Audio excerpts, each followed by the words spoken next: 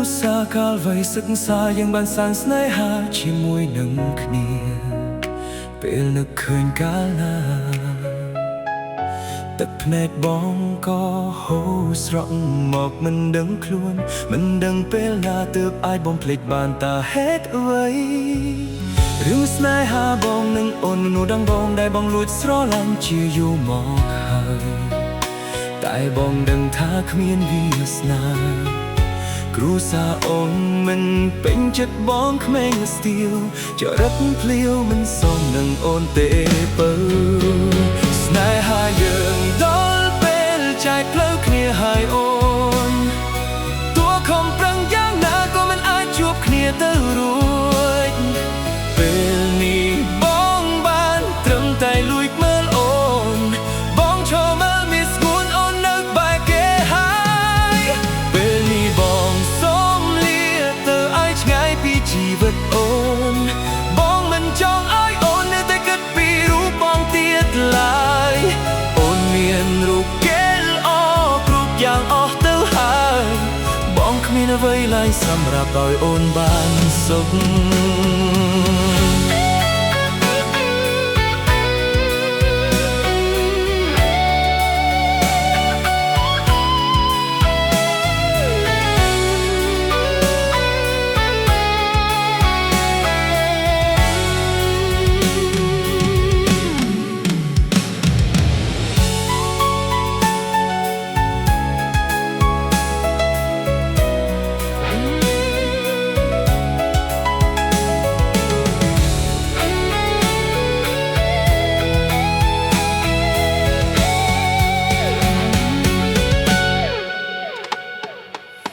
នឹកអនុស្សាកាលវ័យសិក្សាយ៉ាងបានសាងស្នេហាជាមួយនឹងគ្នា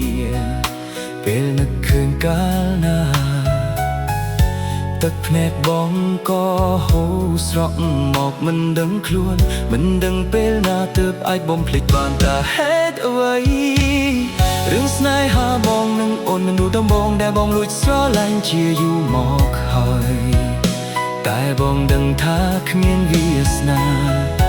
គ្រួសារអូនមិនពេញចិត្តបងក្មេងស្ទៀវចរិតភ្លាវមិនសមនឹងអូនទេបើ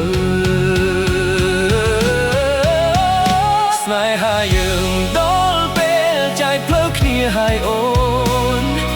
តួខំប្រឹងយ៉ាងណាក៏មិនអាចជួបគ្នាទៅរួច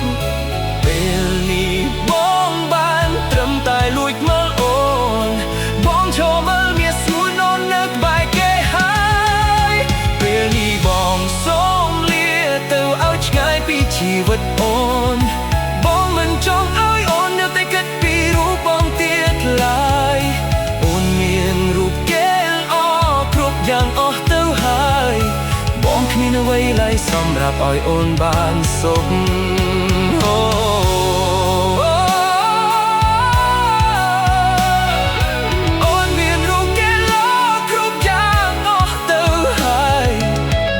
មានអ្វីឡើយសម្រាប់ឲ្យអូនបានសុខ